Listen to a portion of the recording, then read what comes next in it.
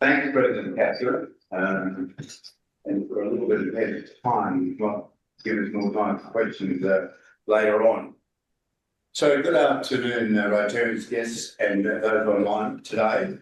It's my pleasure to introduce our guest speaker, Adjunct Clinical Associate Professor Moira Junge, an Irish girl with a German name.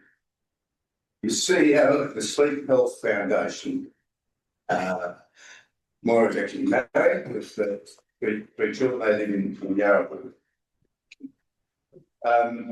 Moira's impressive qualifications and bio are outlined in this week's bulletin, and I thought of a classic with the person sleeping on the park bench in the book, and I'll send that to you, Moira, so that we're in touch with all of our Rotary activities.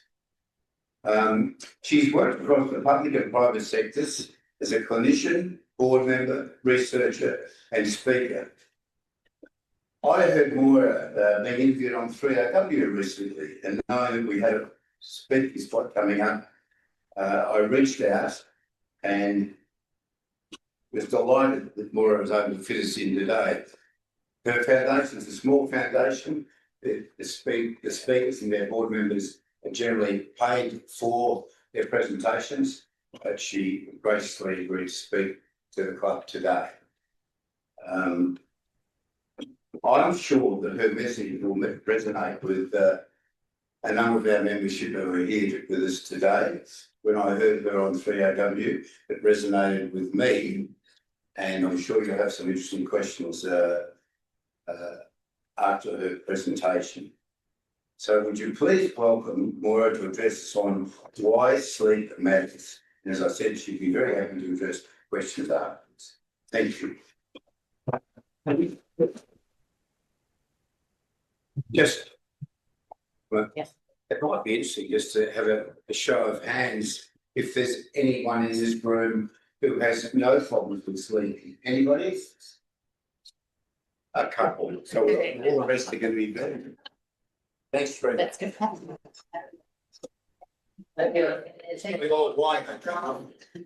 Thank you, Peter, and good afternoon, Rotarians. Thank you very much for this opportunity. It's an absolute great pleasure to speak to you about sleep. However, it's a very high-risk time. After lunch, a glass of wine, warm room, and you know we're hardwired to have a sleep around 2 p.m. So those who have a siesta are the only ones in their right mind. So I was actually going to do a show of hands, which maybe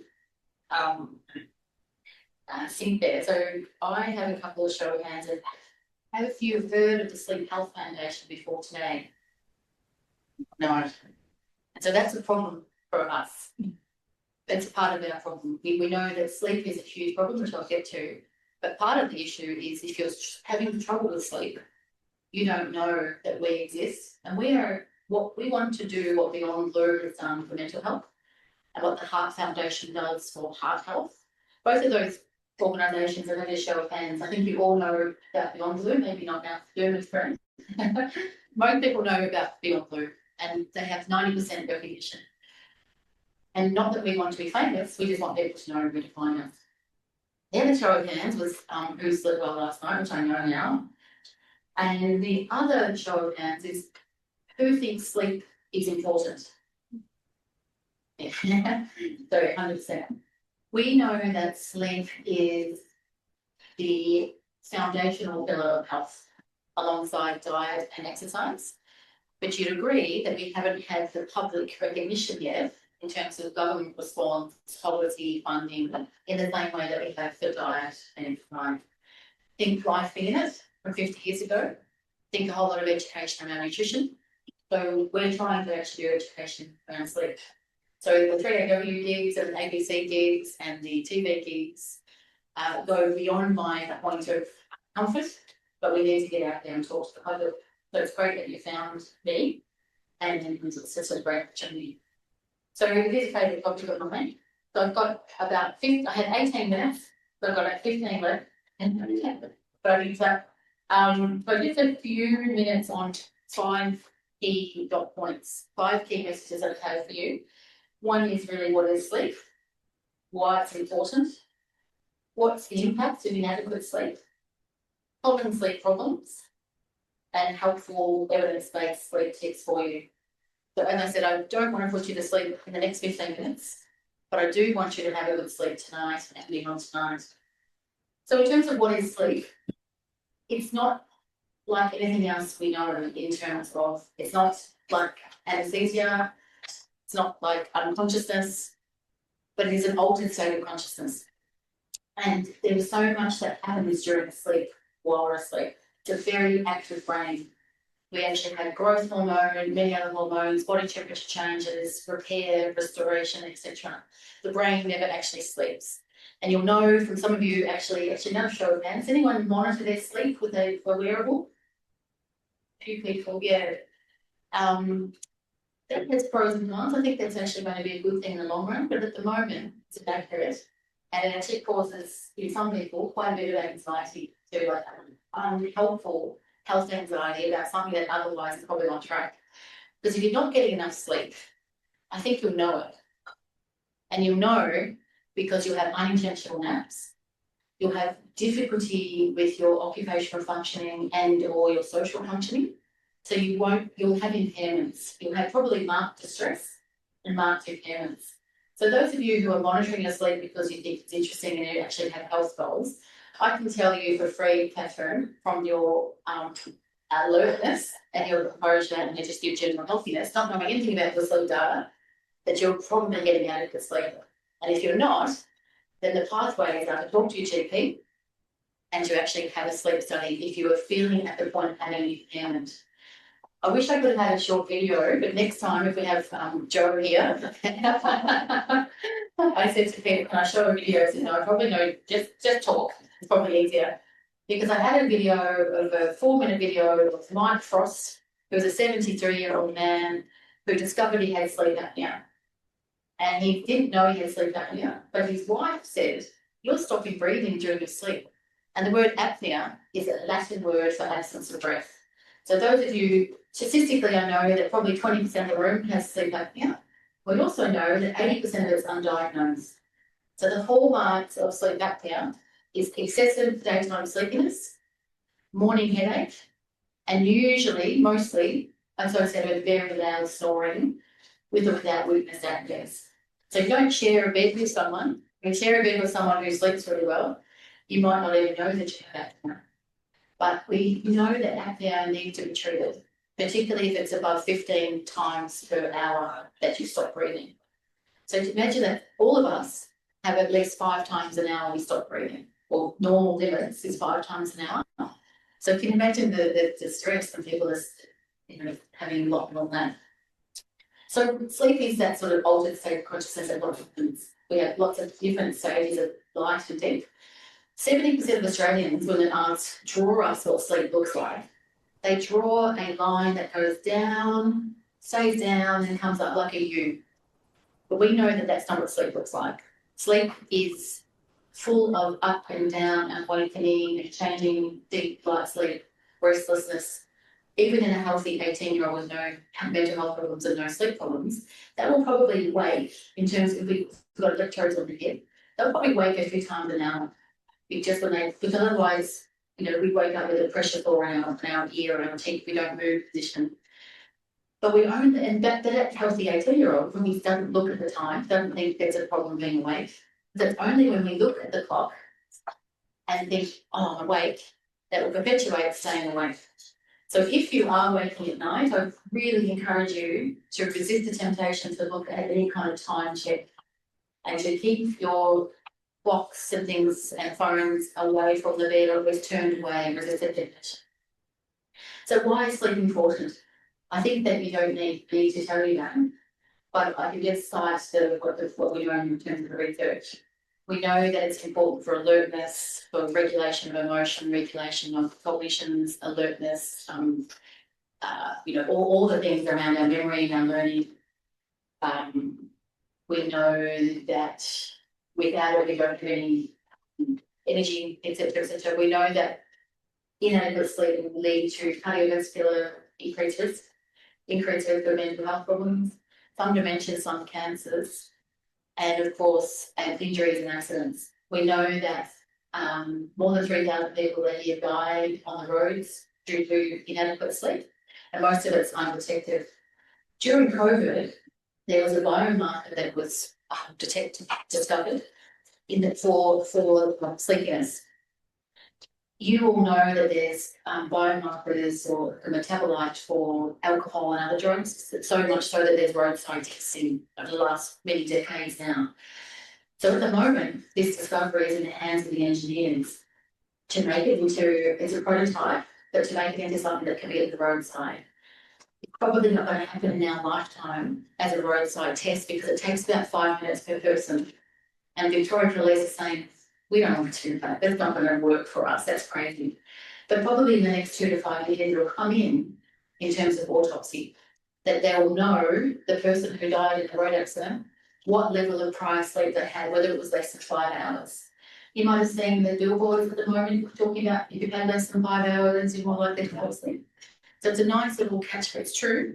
And it's a nice rule of thumb for people to know that, okay, 5 hours, if I haven't had 5 hours sleep and I'm driving on the road going up to Mildura today, I'm going to be very mindful of napping, I'm going to be mindful of changing drivers, etc. But just a good rule of thumb for people to know what is adequate sleep. So we know that $66.3 billion is what it costs to Australians, like the Australian economy in 1 year alone. The data is now old, 2016 to 2017. But imagine what it is now, like that is pre-COVID, in terms of costs to the Australian economy of inadequate sleep. So whether you're sleeping poorly because of the sleep disorder or sleeping poorly because of your lifestyle. We know that Deloitte Access Economics did a report and modeled an algorithm thinking about lost productivity as well as direct and indirect health costs. So with $66.3 billion we could save if people getting a bit more sleep, that'd be great. And we know that of those people who are getting adequate sleep, that 50% is sort of lifestyle, just watching too much Netflix, etc., and 50% is due to health, whether it's a sleep disorder, whether it's your aches and pains and your mental health, etc., whatever's going on. So part of it, we know that most of what keeps people awake at night is pain, emotional pain, as in worry, etc., as well as physical pain. As well as the biggest factor, it's actually not so bad, is light. So let me talk just briefly about light. If you can take one message away today, I want you to know the importance of the light-dark system for our sleep-wake health. So we can only have melatonin, the hormone that is produced to help us initiate and maintain sleep. It's only produced in dark conditions. So in the evening when the sun goes down and it's dark outside, we need our lights in the house to be off and just have dimmer switches and lamps. The messages are out there around the handheld devices in the last sort of 10, 15 years that we know to not have that because the blue light component of light, whether it's artificial light or natural light, there's a rainbow of colours we can't see, but they tell us that's what light is made of. The blue light component is the one that suppresses melatonin. So we need to make sure we're not in the light because we won't be going to be feeling sleepy or be delayed. So those of you on your devices at night, just make sure you've got dim light, you've got a night mode on.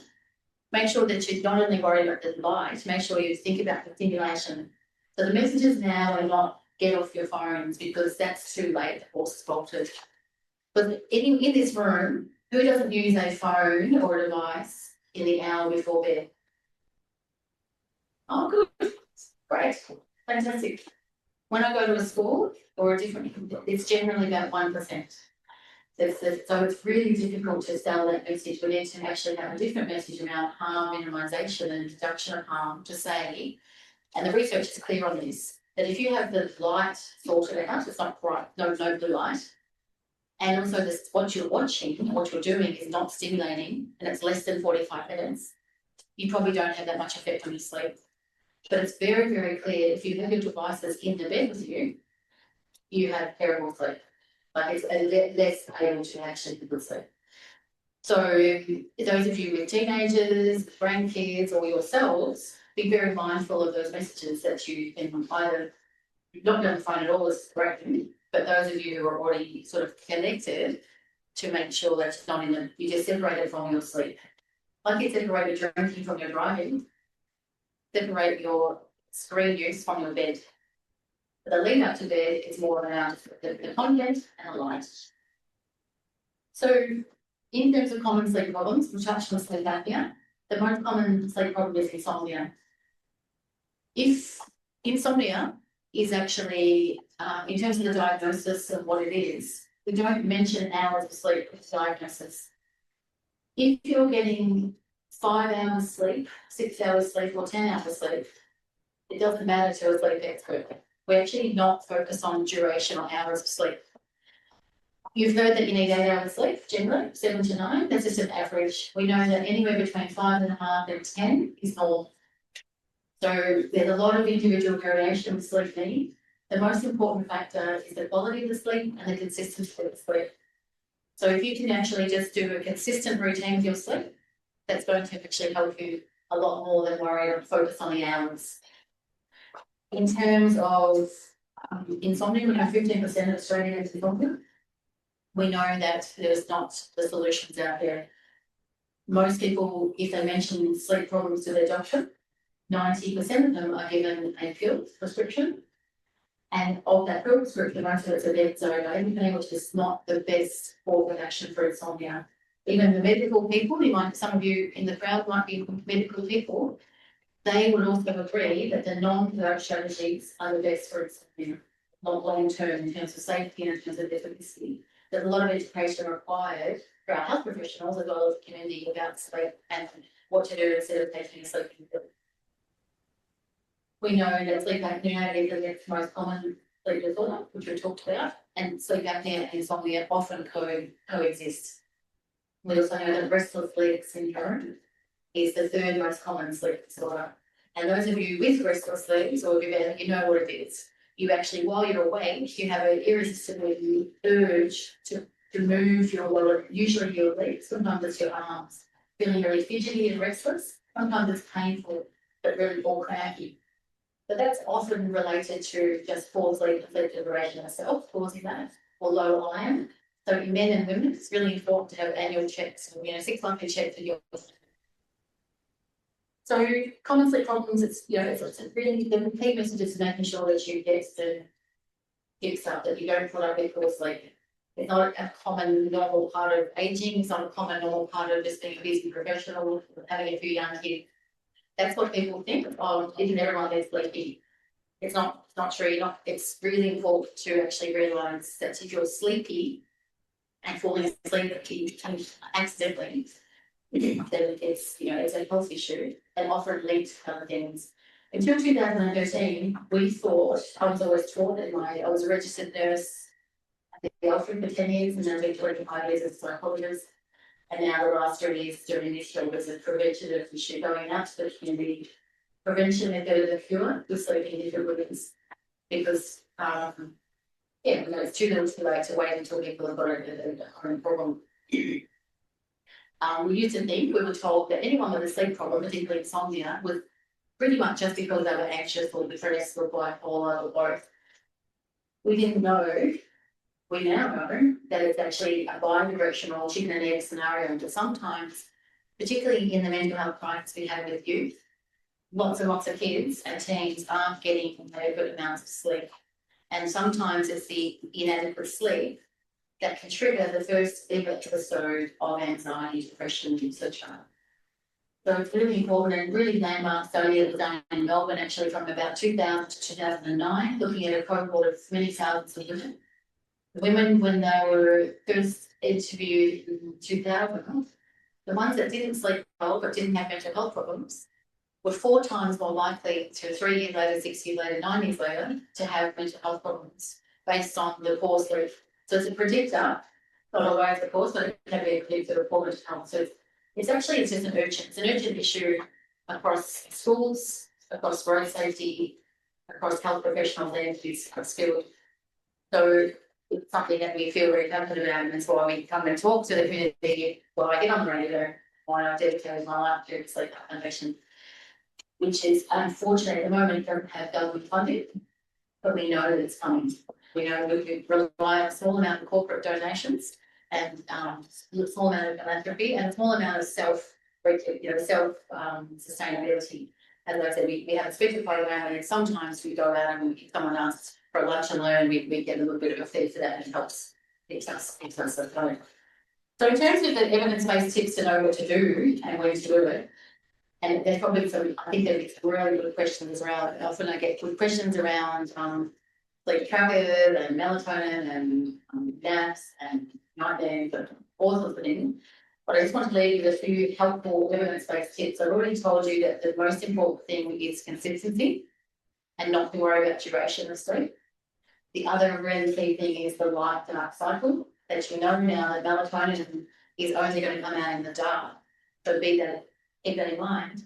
The other thing to be aware of is in your daytime life, as much as possible, be in the natural light, be outside as much as you can. As soon as you're awake in the morning, as close as possible to your wake up time, get outside into the light. Morning walk, even better. But if you can't do the morning walk, at least have your cup of tea, cereal out in the garden or in the window. Because it's to switch off your melatonin. It's like the vampire, the hormone of darkness, it's called. It doesn't like light. It's just when you'll go to a big stress, it'll be reset. And if you're an 8-hour sleeper, I'll say you're a 6-hour sleeper, you need to earn the right, you need to have a wakefulness drive of 16 hours, 18 hours to earn yourself the right or to get the 6 hours sleep. So that sleep pressure that builds up, it needs to have a reset time. It's great, hence the consistency. So if you every morning have that reset at 6 or 7, then your 16 hours or your 18 hours, whatever it is building up from that set time. So you get that regularity. The body loves regularity. And not just at the time you go to sleep or the time to get up, the timing of your meals, the timing of your exercise, the timing of you do what you do. So routine. You know that in children and babies, they have their the bed, the bath story, the routine. It's just a really important thing that we seem to lose once you go to school. And teenagers seem to lose it big time. At the moment, they're connected 24/7. So it's a lot of education to be done. So the other main important tip is the unwind period. People underestimate that you actually have to have an unwinding period, like the baby suit, a bit of a story and a bath and a chat and a play. You actually have to disconnect from whatever you were doing before you go to sleep. You can't be work, and then sleep. I mean, you'll initiate sleep if you're exhausted, but you won't be able to maintain good quality sleep through the night. So there's a buffer period between whatever you're doing and going to sleep is what's required as well. And learning how to switch off your brain, like knowing if you don't know how to do meditation or you're not involved in your own way, like listening to the radio. Let's talk to some of you just anecdotally, the things that you have already that work for you, like this winding down, this music, winding down to radio, whatever works for you is going to be a thing. It's a very individualised thing. Other two top tips really about caffeine and about alcohol. I want you to separate your alcohol from your sleep in the way you separate alcohol from your driving. Because if you have, we know that alcohol is a sedative, but even moderate amounts of alcohol too close to bed will inflict really poor sleep quality, increase snoring, etc. So we know that 3 or 4 hours or so is required. If you have a couple of glasses with dinner, then at 7, then make sure you don't initiate sleep till about 10. So have a 3 or 4 hour bath with finding alcohol in the sleep. It's really important. And in terms of caffeine, we know there's a lot of individual differences. Some of you could have a short black after dinner and sleep all night. And some of you, if you had coffee at 4, wouldn't be able to sleep all night. So there's a big individual variation of tolerance to caffeine and response to caffeine in the same way as to bright light as well. And there's lots of energy. So you work out for your own behavioural experiments what works. So we know that even up to 400 milligrams of caffeine is safe. You don't need to have much probably for health or sleep. And that's about 2 coffees a day, 2 sort of cafe style coffees a day. But for you, we'll just cut that off. Mine is midday. I couldn't really have a coffee after lunch and sleep well. But my husband orders coffee at every time and sleeps well. So you work out for you what works. So I've got so many things to say, but I'll probably leave on that note. Just to thank you for your attention. So really encourage you to start talking more about sleep is to think about your own sleep health journey, to look at resources on the Sleep Health Foundation website, free and evidence-based. And I'm really lovely. I'd love to have some questions. Fantastic, well done. But we'll just have to stand up and get our places. I'll repeat the question. That might be for the people at home. Yeah.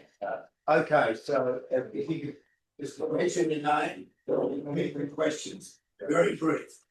Bruce Slithers. I'm one of the people who put my hand up to say I have no problems with sleep.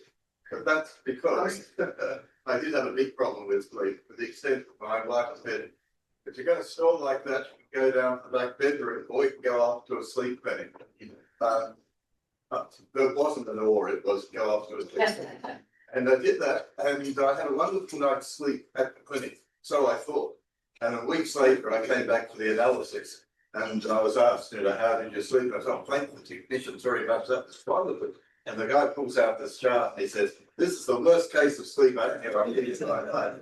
And 25 times a minute. And so I've been on a CPAP, which I as my wing feel, really, because when I slap it on at night, there's nothing else to do but to go to sleep. And so it's a Pavlovian effect as well. Isn't that right? And I agree with you, you shouldn't have alcohol, so I'm conflicted today because I won the ball. If I have alcohol 3 hours before going to sleep, I don't have as good a sleep. Yeah. All right, the other comment on that. Yes. The other thing is with lighting. I thought that I needed a dark room to sleep in. That question. Now I find that if it's dark outside, it's better to leave the blind up because in the morning the natural light wakes me and I have a much better day. Thank you. So 2 comments for people at home. 2 comments about that CPAP. Sleep apnea was detected at CPAP, the continuous positive airway pressure, a nasal mask that pumps air, not even oxygen, but air through to keep the airway open. So there's no more snoring, no more apnea. Is a fantastically effective, safe thing. Unfortunately, there's about 50% of people who buy them and don't do as well as you, like you don't talk about. They have a lot of phobia, they have a lot of stigma, and they don't use them. That's a problem. So that's another thing that part of our mission is to educate about and get support around CPAP. And another comment too was about the light. I think there's individual differences. They can have a dark room or have the blinds up because then you see the morning coming in. So that's a great comment around the individual variation. Another question. Yeah, question about lifestyle. I live in the city and the mayor talks about 24/7. I look at people arriving at nightclubs at 11 PM, drinking until 3:30 and then turning up at work the next day. How effective is that as a lifestyle? What happens? What happens? There's absolutely, I'll repeat it again. Absolutely. Living in the city, you see people arriving at 11 PM for nightclubs and drinking until all hours and turning up for work. And I must admit, I didn't do that. When I was nursing, we would finish work at 10, go down to the Chasey and Channel Street, come back at 4 and go to get home, go to work. And so what I'm hoping is that most of them will grow out of it because it's not sustainable. It's not sustainable. By the time you're about 24, you think, I can't keep doing this. You can do it when you're 18, when you're 19, but it's really unsustainable things. Obviously, it's very responsible. Those are the people who don't grow out of it. They have, by the time they're in their 40s, have liver issue that comes up on a general blood test that they've got liver problems. And they have all sorts of mental health problems, overweight, obesity, etc. There's one thing I didn't actually say in terms of why sleep's important. One of the key things I left out was it about not only our mood regulation, our weight regulation. It's very much linked with obesity and overweight because the hormones that tell you when you're full and hungry are regulated by sleep. So it's another disruption that we only knew that about 12 years ago. So you finding. But yeah, I think you make a very good point, and I think that's what it takes. It's a whole of government response, a whole of society response. And the sleep issues are not just sleep. Sometimes it's other things. It's education in general. It's education in schools. And talking around the family, talking around the table with the family. Any other questions or comments? One last one. Oh, Jeremy. for about the last 20 years of my working life, I was lucky enough to have a private office. It was so free. And it was my regular practice to have a sleep in the afternoon. I found it really beneficial. I never got tired working in the afternoon. How long would a nap like that be if you're going to take it? The second part of my question is, I also went through a period where it was my practice to have a shower before I went to bed in the evening. Does that help? Absolutely. Two wonderful questions that I left out. So, there's so much to talk about, like 18 cents, but really great. Well, it always comes up to the Q&A. So the first question was about napping, and is this a good idea and how long should it be, etc. It is a good idea. As I said, people in the Mediterranean are in their right mind, but it should be a short period of time, like the short weather is. Probably 20 minutes maximum, 15 to 30 minutes on average is the ideal nap. And you'll notice the TAC billboards talk about the power nap being 20 minutes. I think it's now down to 15. Because if you wake up out of deep, when you go to sleep for about 30 minutes, you're more likely to transition into your third period of deep sleep. So if you wake up in deep sleep and you're going to be in the afternoon with me to judge, you will probably not make good decisions because it takes about 10 minutes, 30 minutes to get going. It's called sleep inertia. You're just really stuck and groggy and don't know what's going on. But the powerful little sleep by the roadside or in the office is just powerful because we wake up, you get the alertness. I would encourage you to have the calf nap or the nappuccino. That if you're ready, when you're ready to sleep, you have a coffee as well, because the coffee takes 20 minutes to get to the brain via the bloodstream and into the tummy. There's test time. It takes 20 minutes. Believe it or not, you feel like it's been instant, don't you? Your first drink. But it takes about 15, 20 minutes. So you wake up, you've had this coffee and the sleep for your double alertness. It's a great thing for shift workers and for heavy vehicle drivers. They've been instructed to have the calf nap. And the other question was a shower before bed. It's not an old wives' tale. It is an evidence-based technique. But if you love having showers in the morning, then that's fine. But for some people, there is a preference to have a shower just before bed, because as melatonin rises, our core body temperature drops. That's just what happens as a textbook thing. And then this propensity to sleepiness occurs. So we can kind of mimic that. We get out of the hot shower and our core body temperature. It just seems to help mimic that natural thing that's going to happen anyway with the relationship, the inverse reciprocal relationship between body temperature and melatonin. So that's a winner, that one too. Wonderful. I would like to know if there's any insights into whether sleeping with somebody else in the same bed has an effect on having better or worse sleep. Yeah. Or that some couples like to split it, maybe because of snoring. But like, what is the overall insight? Really good question about bed partners and sleep disturbance and overall. You're right. I think in my clinical days, I worked for 10 years on the Melbourne Sleep Disorder Centre on Victoria Road. But now I do a little bit of work, but I'm eventually not a clinician anymore. And so many people would come in as partners, or say, look, we can't sleep, even in new relationships, and I really like this guy, but I can't sleep with him. Like there's a lot of disruption, mostly around snoring and restlessness, and an increase of age. You'll know that as you get older, your sleep is not what it used to be. You're noisier, you're more restless, more disturbing to your partner. So it's a big factor. In fact, there's a big push within our field to make sure that when people do seek help for their sleep, that you see them as a couple, you see them in dyads, not individuals, because there's actually a shared problem. So it's very much recognized as a shared problem. And then there's often you try hardest with things, and you do some CBT and you get them all to relax and you have therapy as such.